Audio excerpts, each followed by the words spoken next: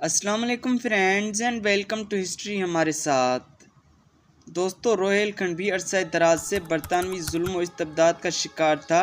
Hastings نے جس صفاقی سے بہادر روہیلا قوم کو پامال کیا، دنیا کی تاریخ میں اس کی مثال ملنی دشوار ہے۔ اور پھر یہ قوم تھی جس کی انگریزوں سے کوئی دشمنی یا جنگ نہ تھی، کوئی پرخاش نہ تھی۔ بریلی روہیل کھنڈ کی راجدھانی تھی اور بغاوت کے لیے سب سے زیادہ سرگرم تیاریاں بھی یہیں ہو رہی تھیں۔ برطانوی حکومت کے بڑے بڑے عہدیدار تک انقلابی صفوں میں شامل تھے اور انگریزی حکومت ان تیاریوں سے بے خبر تھی۔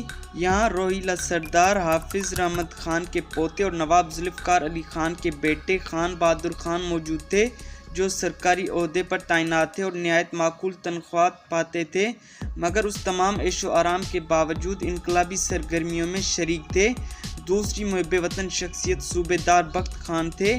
وہ انگریزی توپ خانے کے بڑے افسر تھے اور انقلابی جماعت کے رہنما بھی تھے۔ مدار علی خان اور صوبہ رام ان کے خاص شریک کار تھے۔ دوستو، بریلی میں بغاوت کی تیاریاں اس قدر خفیہ طریقے پر ہو رہی تھیں کہ انگریزوں کو کان و کان بھی خبر نہ ہو سکی۔ 15 مئی 1857 سے یہاں دوسرے علاقوں کے لوگ آنا شروع ہو گئے تھے اور ایک بار بغاوت کی افواہ بھی اڑی، مگر غلط نکلی اور سپاہیوں نے اپنی مکمل وفاداری کا یقین دلایا۔ اچانک طے شدہ تاریخ یعنی 31 مئی 1857 کو جنرل بخت خان نے دن کے 10 یا 11 بجے کے درمیان توپ سر کی اور فوراً بغاوت شروع ہو گئی۔ تمام سپاہیوں نے گولیاں چلانا شروع کر دیں۔ انگریز ہکا بکا رہ گئے، کچھ قتل ہوئے اور کچھ نینی تال بھاگے۔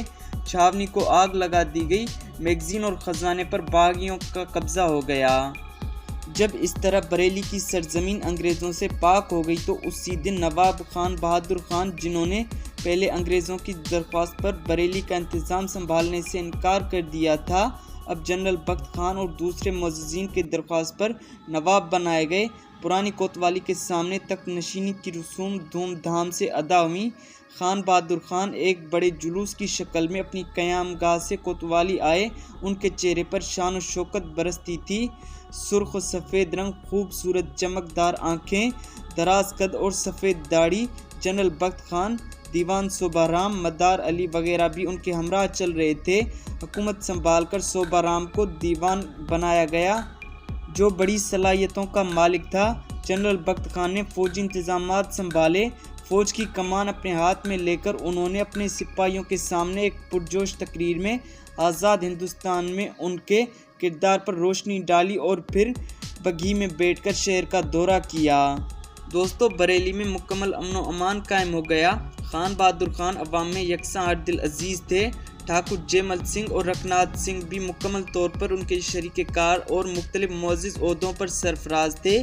انگریزوں کا خیال تھا کہ بریلی میں راجپوت، ٹھاکروں اور روہیلوں کو ایک دوسرے کے خلاف صف آرا کر کے کام نکالا جا سکے گا، مگر سب سے پہلے جس شخص نے خان بہادر خان کو سردار اور حاکم تسلیم کیا وہ ایک راجپوت ٹھاکر جے مل سنگھ تھا۔ 8 ممبران کی ایک کمیٹی انتظامات کے لیے بنائی گئی، جس میں 2 ہندو اور 6 مسلمان شامل تھے۔ خان بہادر خان نے اپنے حق میں علماء سے فتویٰ اور برہمنوں سے قانون حاصل کر لیا تھا۔ کچھ تاجر انگریزوں سے ساز باز رکھتے تھے، مثلاً بیجناتھ، جو نہ صرف نینی تال سے نام و پیام کرتا رہا بلکہ بدایوں کے کلکٹر ایڈورڈ کی امداد بھی کی، مگر انقلابی حکومت اس کی ان حرکتوں سے بے خبر تھی اور اس طرح یہ شاہوکار فقط مالی نقصان برداشت کرتا رہا جو اس کو چندے کی صورت میں دینا پڑتا تھا۔ چندہ وغیرہ وصول کرنے والی کمیٹی کے تمام ممبر ہندو تھے۔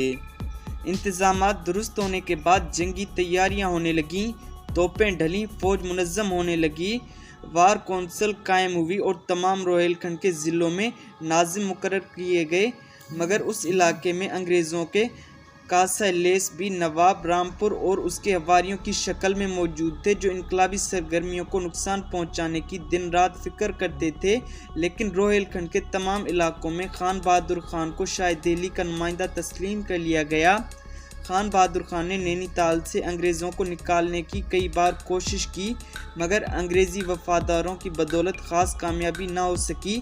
فروری 1858 میں آخری کوشش کی اور انگریزوں کو نیپال کی پوری امداد کے باوجود آگے بڑھنے سے روکا۔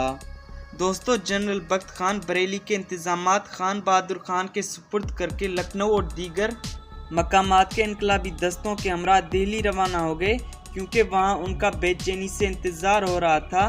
मुनासिब मालूम होता है कि पहले रोहेल खंड के दूसरे इलाकों पर नज़र डाली जाए, इसलिए मौलाना अहमदुल्ला शाह वगैरह के कारनामे जो उन्होंने शाहजहांपुर और बरेली में अंजाम दिए बाद में बयान किए जाएंगे। दोस्तों उम्मीद है आज की किस्त आपको पसंद आई होगी।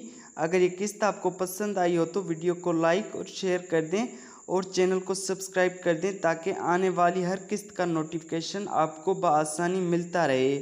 मिलते हैं अगली किस्त में, तब तक अपना बहुत ज़्यादा ख्याल रखिए। अल्लाह हाफिज़।